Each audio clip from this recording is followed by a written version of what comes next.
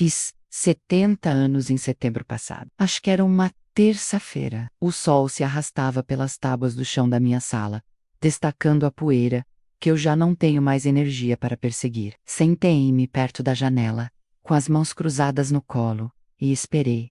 Observei o relógio. O tic-tac rítmico era a única voz na casa. Disse a mim mesma que 70 é apenas um número. Disse a mim mesma que meu telefone não precisava tocar para que o dia fosse importante. Mas, conforme a tarde desaparecia em um anoitecer roxo e pesado, a verdade se instalou no meu peito como chumbo. Meu telefone não tocou, nem meu filho, Ricardo, nem minha filha, Inês. Passei anos dizendo a mim mesma que eles estavam simplesmente ocupados. Afinal, agora são adultos, têm carreiras, hipotecas e complicações próprias. Disse a mim mesma que a distância é o imposto natural por criar filhos independentes. Mas ali sentada, no escuro, não conseguia mais mentir para mim mesma. Eles não esqueceram, eles escolheram o silêncio. E a percepção mais dolorosa de todas foi que eu fui quem os ensinou a serem distantes. Meu nome é Helena e, durante a maior parte da minha vida, acreditei que era uma mãe dedicada. Achei que era o pilar desta família, aquela que segurava o teto. Agora, aos 70, finalmente entendo que não fui apenas uma mãe. Eu fui uma juíza. E o favoritismo é um veneno silencioso e sem cor.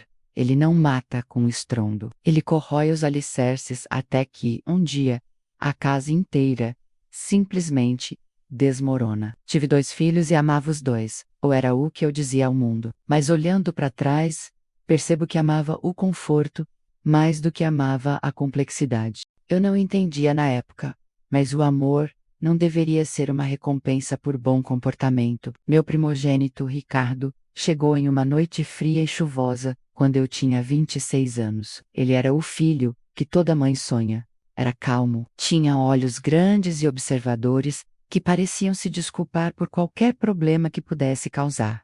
Dormiu a noite toda cedo, comia o que era colocado à sua frente. Ele era fácil. 3 anos depois, nasceu Inês.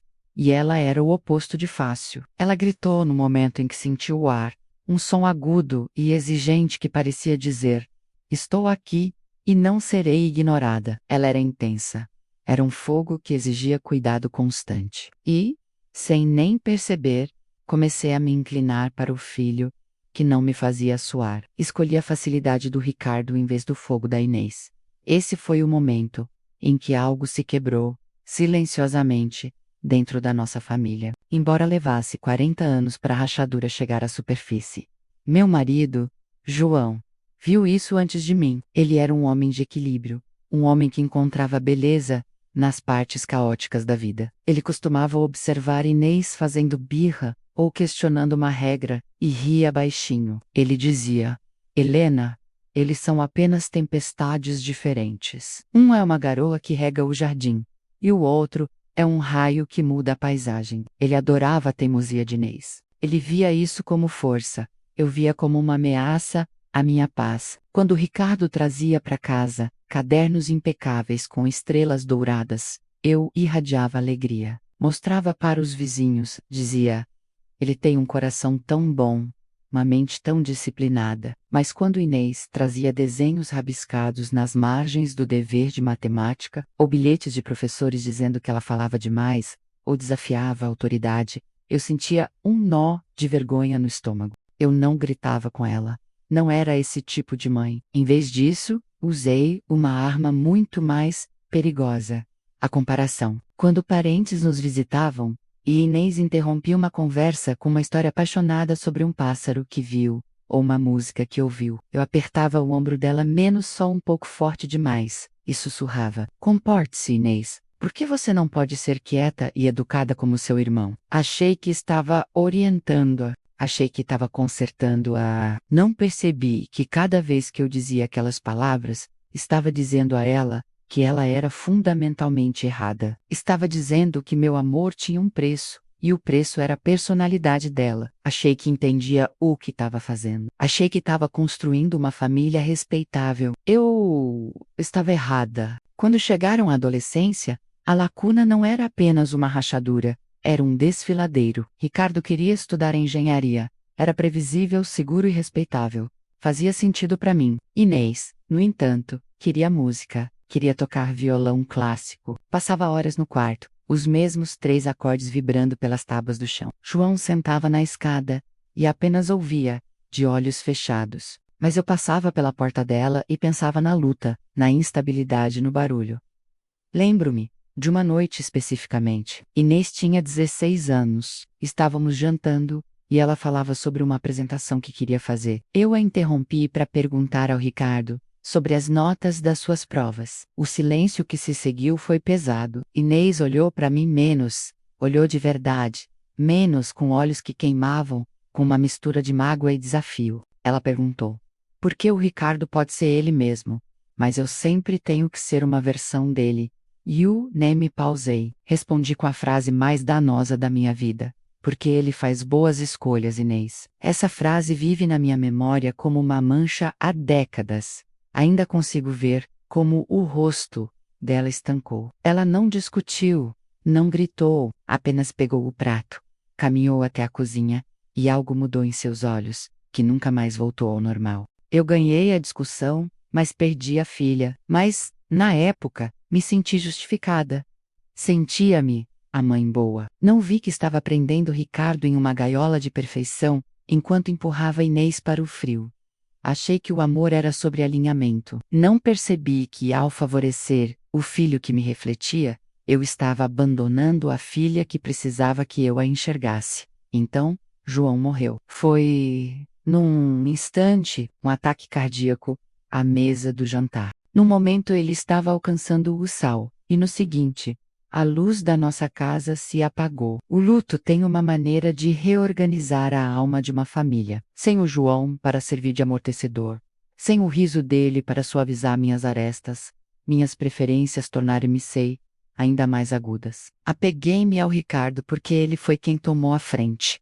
Ele cuidou do funeral, verificou as finanças, ele era o homem confiável da casa. Inês, ela apenas vagou. Foi para Lisboa estudar música apesar dos meus protestos. Disse aos vizinhos que ela estava se encontrando, mas a portas fechadas. Disse a ela que estava sendo egoísta. Disse que enquanto o irmão ajudava a mãe viúva, ela estava correndo atrás de sonhos que não pagariam as contas. Achei que estava sendo prática, achei que estava sendo mãe. Mas enquanto estou sentada aqui agora, com 70 anos e sozinha, percebo que não apenas feri Inês. Sobrecarreguei Ricardo com a tarefa impossível de ser o meu tudo. Eu não entendia na época, mas aquele foi o começo do fim. O luto não é um evento único, é uma reconstrução longa e lenta de um mundo que não serve mais. Depois que João morreu, meu mundo tornou-se muito pequeno, e eu me agarrei ao que eu entendia. Ricardo era minha âncora. Ele se casou com Beatriz, uma mulher que parecia uma imagem espelhada da vida que eu tentei construir. Ela falava baixo, era organizada e apreciava as mesmas coisas que eu: uma casa limpa, uma conversa educada ao jantar, uma vida vivida dentro das linhas. Eles compraram uma casa a apenas 10 minutos da minha. Todo domingo, como um relógio, eles chegavam ao meio-dia. Eu cozinhava, comíamos e falávamos sobre o tempo, a promoção dele na empresa de engenharia ou as novas cortinas que Beatriz havia escolhido.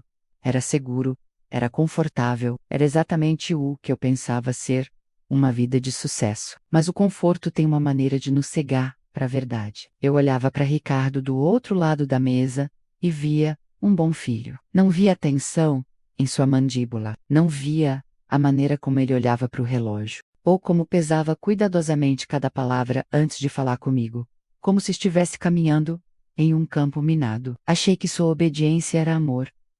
Não percebi que era uma performance. Eu tinha deixado bem claro que minha aprovação era a única moeda que importava nesta casa. E Ricardo, sempre o aluno aplicado, passou a vida ganhando-a. Mas essa não foi a parte mais difícil de perceber. A parte mais difícil foi o que eu estava fazendo com Inês ao mesmo tempo. Inês estava em Lisboa, vivendo uma vida que parecia um insulto à minha sensibilidade. Ela enviava cartões postais de pequenas cidades, na Espanha ou na Itália onde se apresentava. Falava de ensaios tarde da noite e de dormir em sofás de amigos. Quando ela ligava, Eu não perguntava se ela estava feliz. Eu perguntava se ela estava estabelecida. Você já tem 30 anos, Inês, disse a ela uma vez durante uma ligação telefônica particularmente ruidosa. Quando vai parar com essa errância e encontrar uma vida de verdade? Olhe para o seu irmão. Ele tem uma casa. Ele tem estabilidade. Houve um longo silêncio do outro lado. Então a voz dela veio fina e afiada. Eu tenho uma vida de verdade, mãe. Você apenas não gosta da cor dela. Eu o levei na brincadeira. Disse a mim mesma que ela estava sendo dramática, menos seu eu intenso de sempre. Disfarquei meu julgamento como preocupação materna. Achei que ao apontar seus fracassos, eu estava imperando-a para o sucesso. Não entendi que na verdade estava empurrando-a para a saída. Tratei a vida dela como uma fase pela qual ela acabaria passando, enquanto tratava a vida de Ricardo como um monumento. As crianças sentem isso. Elas sentem quando um é o ouro e o outro é o chumbo. O ponto de ruptura chegou a 8 anos. Durante o Natal, foi a primeira vez em 3 anos que os 2 filhos estiveram sob o meu teto ao mesmo tempo. A casa estava decorada, o cheiro de canela e pinho estava denso no ar, e por um momento, permiti-me acreditar que éramos a família perfeita de um cartão postal. Sentamo-nos para jantar, a porcelana fina batendo contra a mesa. Ricardo e Beatriz olharam um para o outro, radiantes, e anunciaram que estavam esperando o primeiro filho. Eu me levantei e chorei. Abracei os dois com tanta força. Ricardo, sussurrei. Você me deixou tão orgulhosa. Você fez tudo certo. Servi vinho. Brindei ao legado perfeito. Eu estava tão consumida por essa visão de uma família respeitável e crescente que nem percebi Inês. Ela estava sentada na ponta da mesa, as mãos em volta de um copo de água, observando-nos como se fosse um fantasma, assombrando sua própria casa de infância. Mais tarde naquela noite, quando a excitação baixou, Inês falou. Sua voz era baixa, mas tinha um tremor de esperança que eu escolhi ignorar. Eu também tenho novidades, disse ela. Fui convidada para me juntar à Orquestra Nacional de Turnê, como solista principal.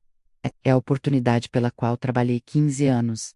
A sala ficou em silêncio. Ricardo olhou para ela com um sorriso genuíno, pronto para parabenizá-la. Mas eu não deixei. Olhei para Inês, e em vez de ver seu triunfo, vi mais instabilidade, vi mais anos dela estando longe, vi uma vida que não cabia nos meus almoços organizados de domingo. E quanto tempo isso vai durar? Perguntei. Era uma pergunta pequena, apenas 6 palavras, mas naquele momento, foram mais destrutivas do que um golpe físico. A luz nos olhos de Inês não apenas desapareceu, ela se apagou. Ela olhou para mim, depois para Ricardo, e depois de volta para mim.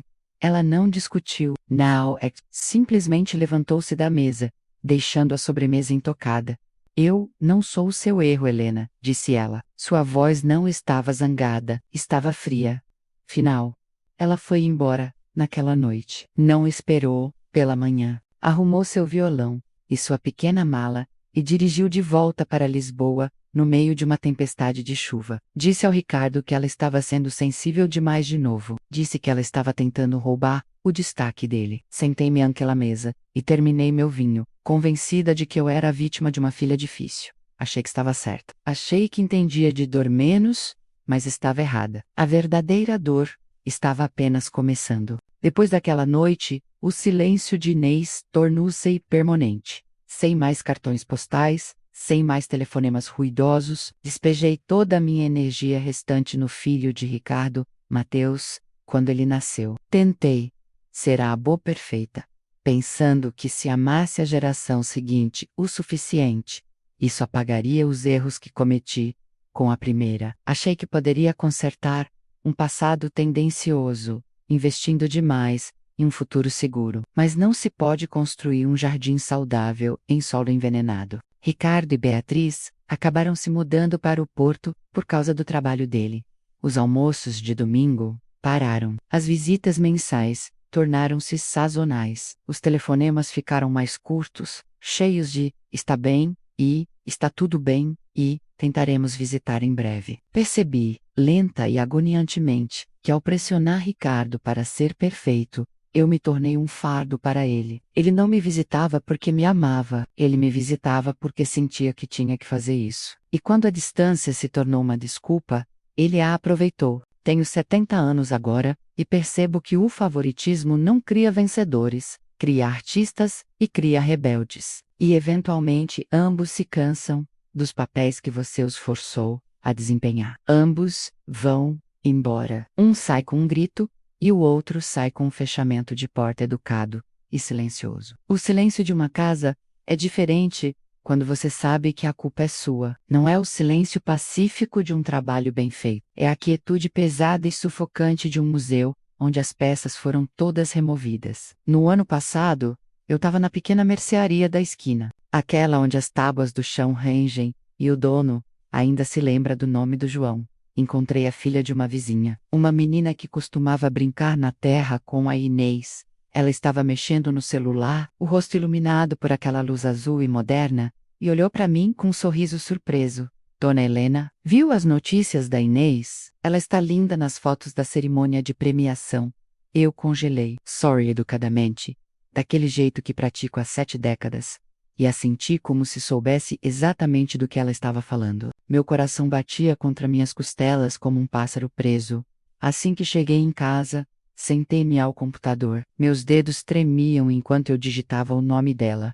E lá estava ela, uma foto de uma revista digital. Inês estava parada em um palco, segurando seu violão, usando um vestido da cor do céu da meia-noite. Ela não era a garota zangada e desafiadora que saiu do meu jantar de Natal.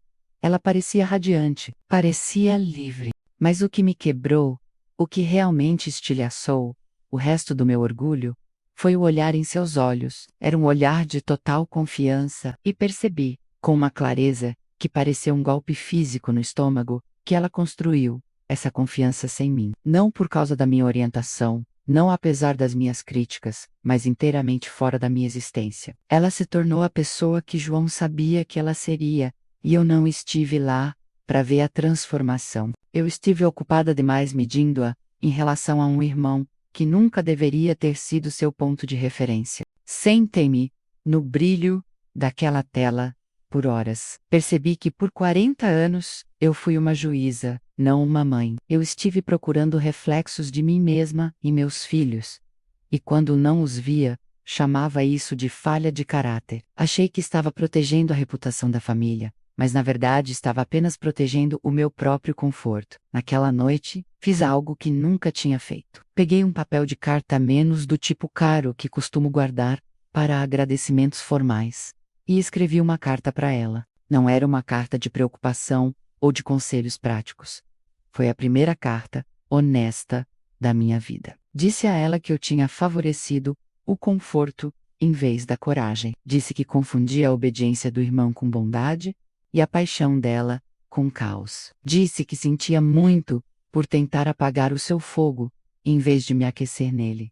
Não pedi para ela voltar para casa. Não pedi perdão. Apenas disse que finalmente a enxerguei. Semanas se passaram. Cada vez que o carteiro subia o caminho, minha respiração parava. Cada vez que o telefone fazia um som, eu pulava. Eu tinha 70 anos, esperando como uma adolescente, por um sinal de vida, de um mundo que eu mesma afastei. Então uma tarde uma mensagem curta apareceu no meu celular. Apenas uma frase, sem saudação, sem assinatura. Eu precisava de uma mãe, não de uma juíza. Li essa frase 100 vezes. Eu a tenho decorada. Cada vez que a leio, ela parece mais pesada. É a coisa mais honesta que alguém já me disse. Ela despojou todas as minhas desculpas. Percebi então que enquanto eu estava ocupado orientando meus filhos, eu estava apenas rotulando-os. E enquanto chorava a perda de Inês, finalmente comecei a ver o dano que causei ao Ricardo também. Vejam bem, por anos, eu disse a mim mesma que Ricardo era o vencedor do meu amor. Mas ao olhar para nossas conversas telefônicas recentes, vejo a verdade. Ricardo não liga porque quer compartilhar sua vida. Ele liga porque ainda está atuando. Ele me conta sobre o trabalho, sobre as notas do Mateus, sobre a casa, menos sempre as coisas que ele sabe que ganharão minha estrela dourada. Ele é um homem de 50 anos, que ainda tem medo de decepcionar uma mãe que nunca o deixou ser medíocre. Não feri apenas a criança que rejeitei. Pressionei o outro a uma vida inteira de perfeccionismo, que o deixou exausto. O favoritismo não cria um filho favorito. cria dois tipos diferentes de prisioneiros. Um escapa pela janela e o outro fica para guardar a porta. Mas ambos estão presos. Tenho 70 anos agora. Sento-me à mesma mesa de jantar de mogno, onde um dia corrigi a postura e o vocabulário deles. As cadeiras estão vazias e a casa é grande demais para uma mulher e seus arrependimentos. Achei que ser uma boa mãe significava moldar meus filhos em algo de que eu pudesse me orgulhar. Não percebi que amar alguém significa aceitá-lo como é, mesmo quando sua forma não cabe na sua sala de estar. Se você está ouvindo isso e tem mais de um filho, eu imploro que me escute. Eles não são competidores. Eles não são reflexos do seu sucesso ou da sua reputação. São almas separadas em jornadas separadas. Quando você os compara, mesmo que apenas em pensamento, está ensinando que o amor é um recurso limitado. Está ensinando que eles têm que lutar por um pedaço de você, ou mudar a si mesmos para merecê-lo. E eventualmente eles perceberão que o preço é alto demais. Inês, se você algum dia ouvir estas palavras, sua música nunca foi barulho, seu fogo nunca foi vergonhoso. Eu simplesmente tive medo do que não entendia. E em vez de aprender sobre você, tentei editá-la. Sinto muito, do fundo do coração. E, Ricardo, meu filho, você nunca teve que ser perfeito para merecer meu amor. Sinto muito pelo peso que coloquei em seus ombros. O peso de ser o filho bom. Percebo agora que ser o filho bom é apenas outra maneira de ser solitário. Tenho 70 anos, aprendi que o favoritismo parece pequeno. No momento, menos apenas um comentário, um olhar, uma preferência. Mas ao longo de décadas, torna-se uma parede. E um dia você acorda, e seus dois filhos estão do outro lado dela, e você não tem mais forças para pular. Por algumas semanas após receber a mensagem de Inês, tentei me convencer de que o reconhecimento era a mesma coisa que progresso. Eu precisava de uma mãe, não de uma juíza. As palavras foram brutais, mas pelo menos eram palavras. Comecei a acreditar que, se eu pudesse apenas mostrar a ela menos, e mostrar ao Ricardo que a juíza havia se aposentado, talvez a mãe pudesse finalmente ocupar seu lugar. Decidi organizar um pequeno jantar para a família de Ricardo. Disse a mim mesma que seria um novo começo. Passei 3 dias limpando a casa, polindo a prata que João havia comprado para o nosso 10º aniversário e preparando a refeição favorita de Ricardo.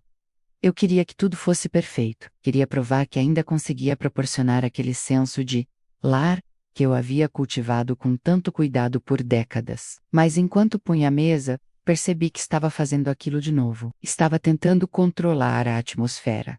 Estava tentando fabricar um sentimento. E essa foi a primeira rachadura na minha falsa esperança. Quando Ricardo, Beatriz e o pequeno Mateus chegaram, a casa pareceu viva por um momento. Mateus correu pelo corredor, seu riso ecoando nas paredes que estiveram silenciosas por meses. Abracei Ricardo por mais tempo do que o normal. Queria dizer que o amava, não pela sua promoção ou pela sua hipoteca, mas apenas porque ele era meu. Mas as palavras pareciam pesadas e estranhas na minha garganta, como uma língua que eu havia esquecido como falar. Sentamos para comer, e na primeira hora, foi quase como nos velhos tempos. Falamos sobre a escola, sobre o jardim, sobre as coisas triviais que impedem as pessoas de terem que se olhar nos olhos. Mas essa não foi a parte mais difícil. A parte mais difícil foi a cadeira vazia. Eu havia colocado 4 lugares, mas na minha mente havia um quinto. Inês estava lá, no silêncio entre nossas frases. Ela estava lá na maneira como eu continuava olhando para a porta. Achei que entendia de dor, eu estava errada. A verdadeira dor não é um grito repentino, é a percepção de que você se tornou uma estranha para as pessoas a quem deu a vida. No meio do jantar, fiz algo que jamais teria feito anos atrás.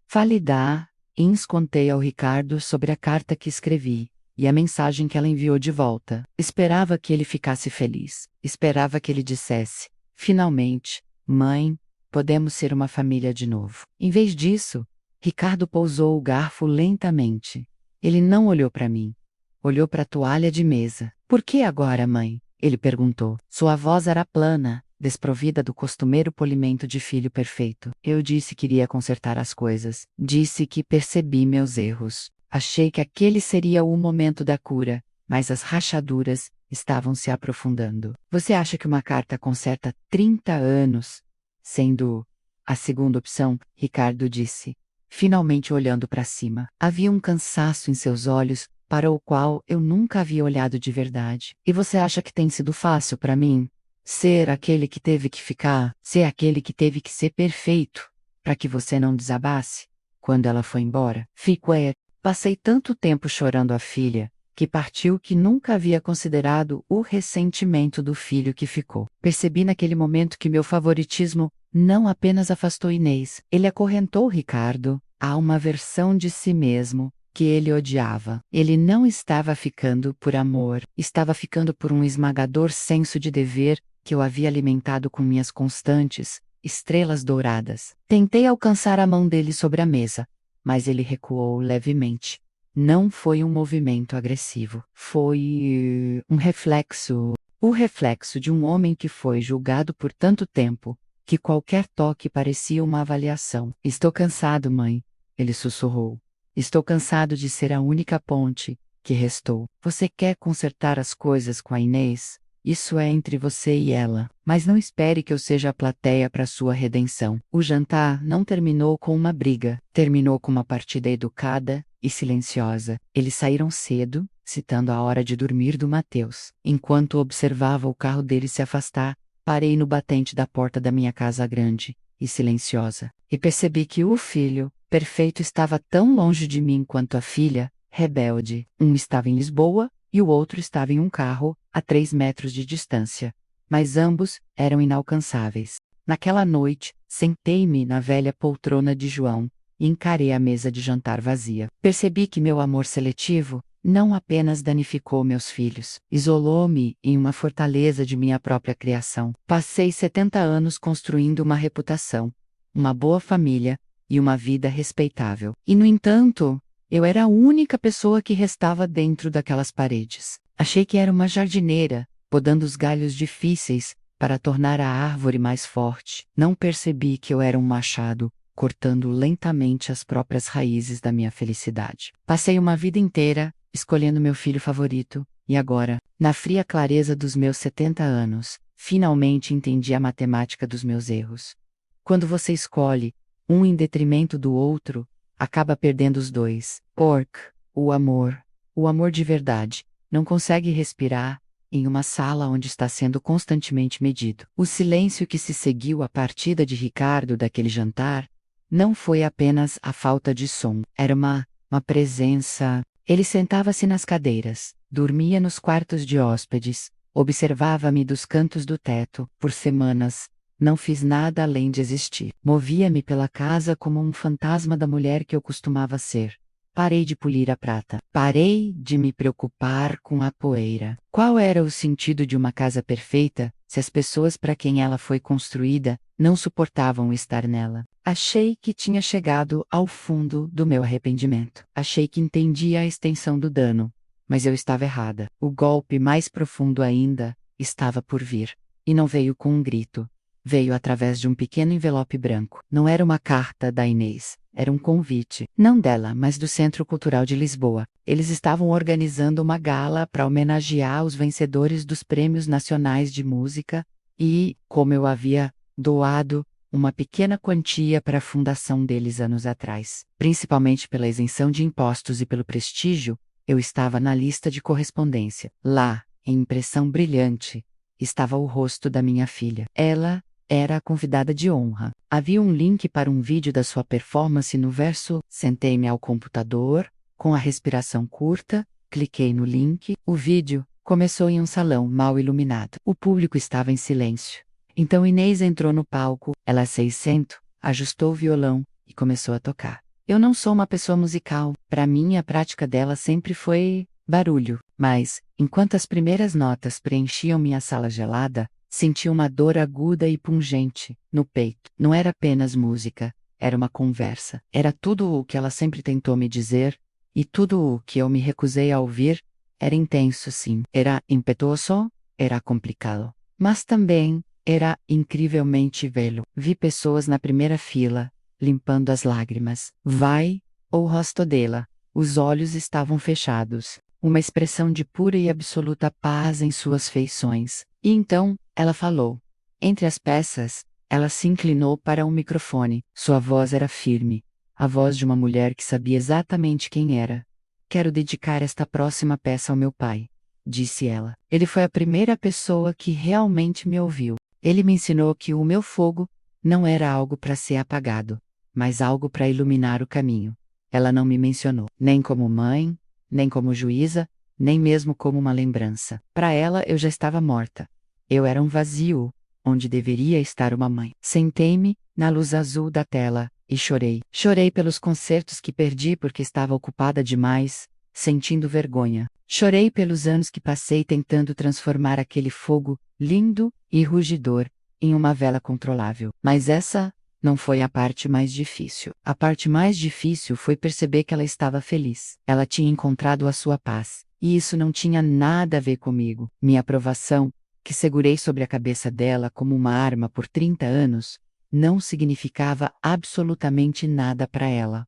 Agora, era uma moeda que havia saído de circulação. Peguei meu telefone, precisava falar com alguém. Liguei para o Ricardo. Não me importava se era tarde. Eu só precisava ouvir uma voz que ainda me reconhecesse. Ele atendeu no quarto toque. Ricardo, sussurrei. Eu a vi. Vi a Inês. Ela estava magnífica. Houve uma longa pausa. Esperei que ele concordasse, ou talvez que suspirasse com o peso compartilhado da história da nossa família. Mas a voz dele quando veio foi fria e profissional. Eu sei, mãe. Eu já sei há meses. Nós nos falamos, sabe? Inês e eu. O telefone pareceu um cubo de gelo na minha mão. Vocês se falam, mas você nunca me contou. Por que eu contaria? A voz de Ricardo finalmente quebrou. Só um pouco. Toda vez que o nome dela surge, você transforma isso em um julgamento. Você me faz escolher entre ser um irmão para ela ou um bom filho para você. E eu cansei de escolher, mãe. Beatriz e eu decidimos passar a Páscoa com a família dela este ano. E depois, levaremos o Mateus para Lisboa para ver a Inês. Para Lisboa. Arquejei. Mas e quanto? E quanto às nossas tradições? E quanto à casa? A casa é apenas um prédio, mãe, disse Ricardo, e pude ouvir a finalidade em seu tom. Passei 40 anos tentando ser a pessoa que te mantinha feliz. Percebi que, enquanto estava ocupado protegendo seus sentimentos, estava perdendo a minha irmã. Não quero que o Mateus cresça em uma família onde o amor é uma competição. Não quero que ele pense que tem que atuar para ser amado. Vou a Lisboa para ser um irmão. Vou para ser uma pessoa, não apenas o seu filho favorito. Ele desligou. Fiquei ali sentada no escuro, o tom de DDD zumbindo no meu ouvido como uma vespa. Olhei ao redor da minha sala perfeita e amante da ordem. Os móveis eram caros. O chão estava impecável. A reputação estava intacta. Eu havia vencido. Havia moldado o filho perfeito e disciplinado, a filha difícil. E agora, eu tinha 70 anos, e era a única pessoa que restava no museu de minha própria criação. Passei a vida escolhendo o filho, que me fazia sentir bem-sucedida, apenas para perceber que um filho não é um troféu. Um filho é uma alma. E quando você trata uma alma como um projeto eventualmente, ela encontra um novo arquiteto. Achei que eu era quem mantinha a família unida. Achei que a morte de João fosse a tragédia. Mas a verdadeira tragédia foi que usei a morte dele para construir um muro. E usei meus filhos como tijolos. Favoreci o conforto em vez da complexidade. E agora tinha todo o conforto do mundo e absolutamente ninguém para compartilhá-lo. Isso não foi um colapso cinematográfico. Não houve gritos, nem vidros quebrados. Apenas o som de uma mulher de 70 anos, percebendo que passou a vida ganhando um jogo que ninguém mais estava jogando. O tom de DZD finalmente parou, substituído por um bip rítmico e mecânico, que parecia um monitor cardíaco de uma família moribunda. Encarei o telefone por um longo tempo antes de colocar. Lodo volta no gancho. Minha mão parecia pesada, como se fosse feita da mesma pedra das paredes desta casa. No, Corey. Acho que minhas lágrimas se esgotaram em algum lugar entre Lisboa e o Porto. Simplesmente, caminhei, por cada cômodo, apagando as luzes. No escuro, a casa parecia ainda maior. Já não era um lar, era um monumento a uma mulher que pensava saber o que era melhor. Percebi então que passei 40 anos sendo uma arquiteta, mas construí uma prisão, não, abrigo. Fui para o escritório do João.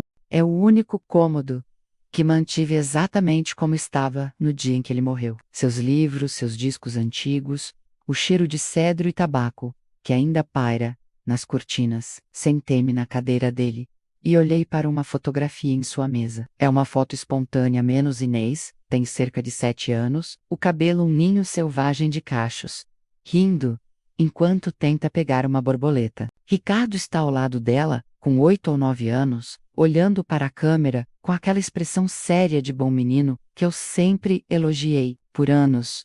Olhei para esta foto e vi uma história de sucesso. Vi uma filha que precisava de disciplina e um filho que era o meu orgulho. Agora, pela primeira vez, vejo a verdade. Vejo uma menina que estava cheia de vida e um menino que já carregava o peso do mundo em seus ombros pequenos. Vejo duas crianças que estavam sendo ensinadas to-dos ou os dash, que não eram suficientes como eram.